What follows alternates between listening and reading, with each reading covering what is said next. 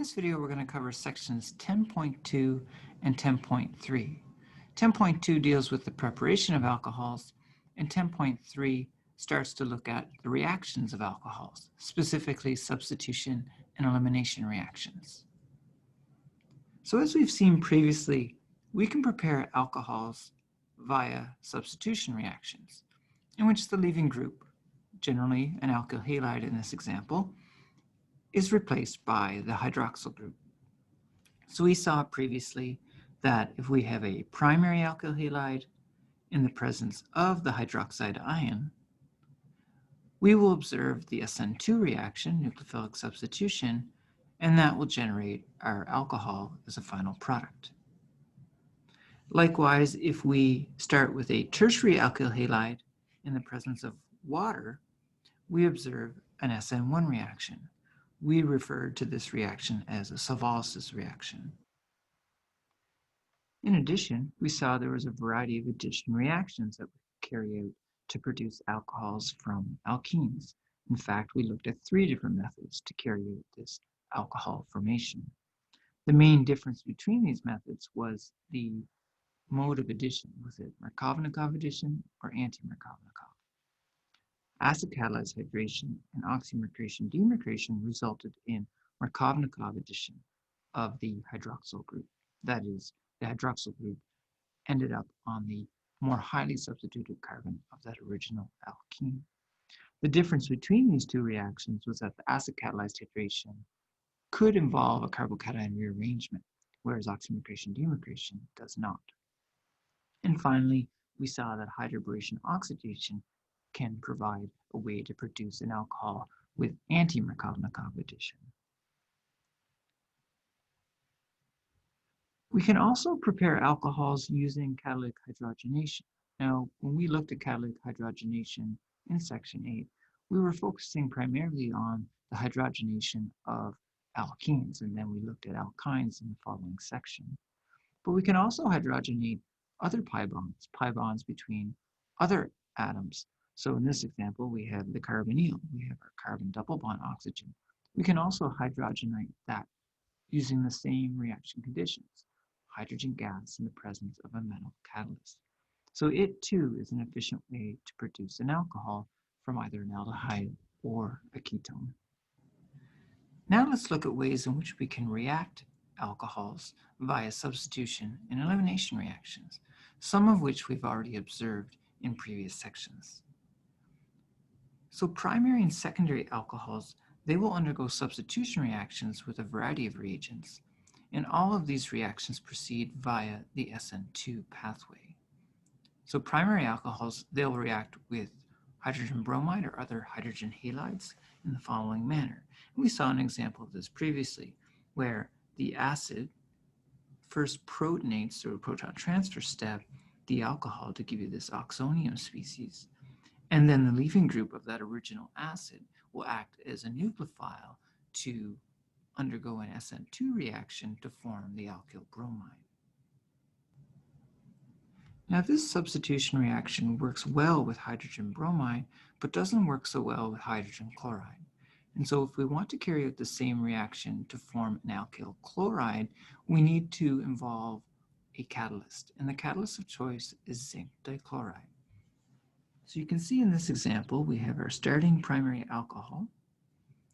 Zinc dichloride is added, and zinc dichloride will act as a Lewis acid, meaning it will accept electron pair from the oxygen of the hydroxyl group.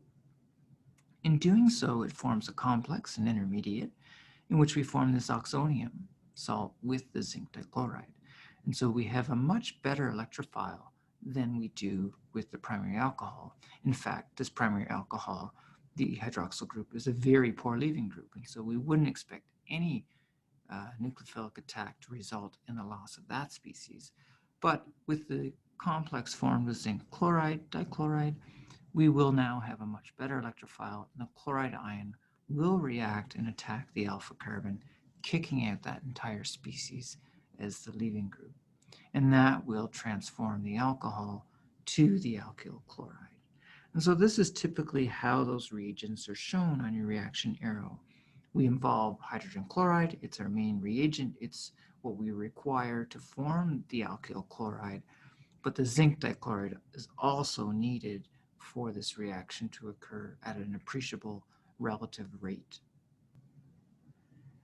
Now, another method that we can use to carry out substitution reactions of alcohols is to first convert the alcohol to a tosylate.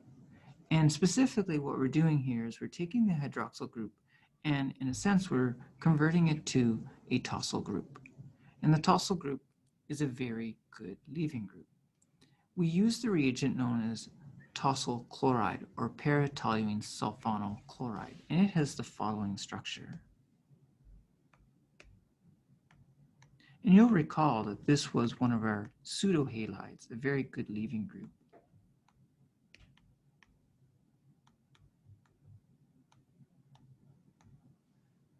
This part of the molecule is abbreviated TS.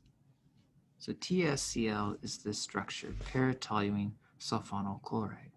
And it's used to convert and react with the hydroxyl group, but as it reacts with the hydroxyl group, we're converting it from an alcohol to a tosylate, which is a much better leaving group. Now also in our reaction mixture, we add pyridine. And pyridine is a base, and it will remove any acidic hydrogens that are produced in this mechanism. Also note that when we carry out this tosylation, this formation of the tosylate, that the stereochemistry at the chirality center doesn't change. The configuration doesn't change. So this is a very convenient way of converting a hydroxyl group of an alcohol to a tosyl group of a tosylate without changing the configuration of your structure. Now it's ready to react with whatever incoming nucleophile that we have present in our mixture via an SN2 reaction. And recall that when we carry out that SN2 reaction, we're going to observe the inversion of configuration. And as shown below, this is how we would describe this particular set of reactions. Starting from our alcohol shown here with the R configuration, the first step is the conversion of the alcohol to the tosylate. And so we use para-toluene sulfonyl chloride or tosyl chloride in the presence of our base pyridine. That will convert the hydroxyl group to this tosyl group, and then we would follow in a second separate step reaction with our nucleophile of choice. And we typically would just add that as a sodium salt. So sodium bromide would give you the alkyl bromide, sodium chloride would give you the alkyl chloride. And again, note that if we have a chiral center, that we will observe the inversion of configuration. Now we can also prepare alkyl halides from alcohols using two new reagents, thionyl chloride and phosphorus tribromide. These two reagents also are used to convert alcohols to the corresponding alkyl halides via an SN2 process. So let's look at the details of these two reactions. So if we take thionyl chloride and react it with an alcohol, what we in effect are doing is first converting that hydroxyl group again to a much better leaving group.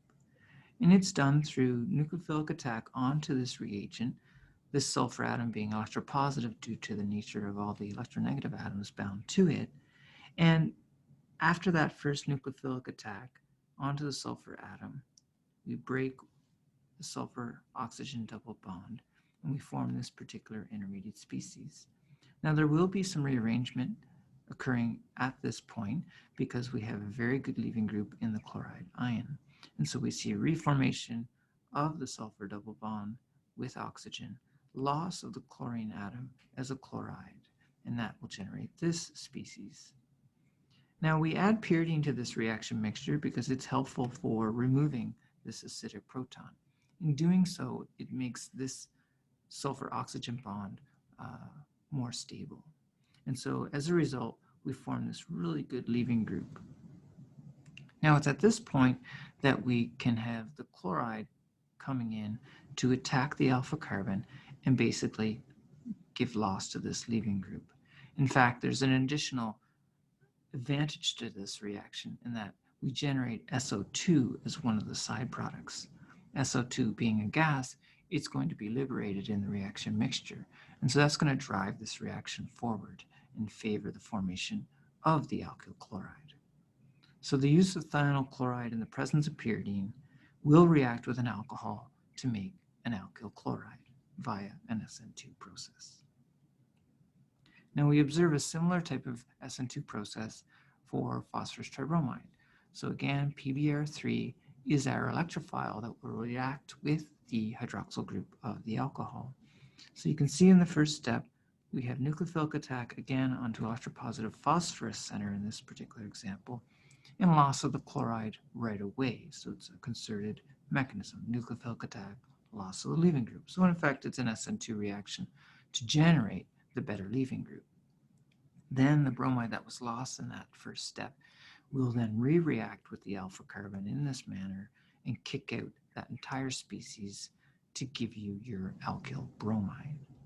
So it's really two successive SN2 reactions, an SN2 reaction to convert the bad leaving group, the hydroxyl, to a much better leaving group, and then the bromide undergoing attack onto the alpha carbon via an SN2 mechanism to give you your alkyl bromide. So these are two convenient ways in which we can form alkyl chlorides and alkyl bromides using secondary and primary alcohols via the SN2 process. Now, tertiary alcohols can also undergo substitution reactions when treated with a hydrogen halide, but the pathway is not SN2, it's an SN1 pathway. So recall this example where we have the alcohol in the presence of hydrogen bromide, could be hydrogen chloride. We have proton transfer as our first step in our mechanism, and that's converting the hydroxyl group to the oxonium. Now we have a good leaving group, which when lost as a water molecule generates a very stable tertiary carbocation. And that carbocation is open to nucleophilic attack by the bromide produced in that first step. So this is one way we can produce a tertiary alkyl halide from a tertiary alcohol. Now we said that depending on the reaction conditions in terms of temperature, we can also observe the formation of E1 as the major product. We'll always end up with a mixture of SM1 and E1 in our product distribution, but we can favor E1 if we add heat to the reaction mixture. So again, here's another acid, sulfuric acid, that's being used as the proton source to generate the oxonium from the original tertiary alcohol.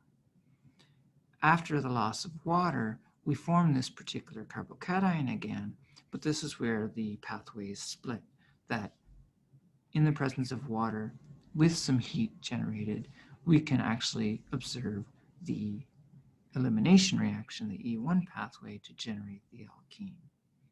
So again, we would normally show these reaction conditions as shown. We would have an acid source so that we're ensuring the formation of that better leaving group, and then because there's going to be water present in our reaction mixture, it will act as the base to remove the acidic hydrogen and form the alkene. Now, if our main goal is to produce the alkene from a tertiary alcohol, there are more efficient ways to carry out this particular process. We can first convert the hydroxyl group to the tosyl group, so we can prepare a tosylate of that original alcohol using tosyl chloride and pyridine. And then now that we have a much better leaving group, we can react this system with a strong base via an E2 reaction to generate the alkene. So this is a more efficient way of preparing an alkene from a tertiary alcohol because we don't observe any SN1 product being formed. It's not competing in this particular reaction pathway. So conversion of the alcohol to the tosylate and then following that up with an E2 reaction using a strong base will produce the sole alkene in this example. So if you have any questions about how we can prepare alcohols or the reactions of alcohols that involve substitution and elimination reactions, by all means, send me an email. Thank you.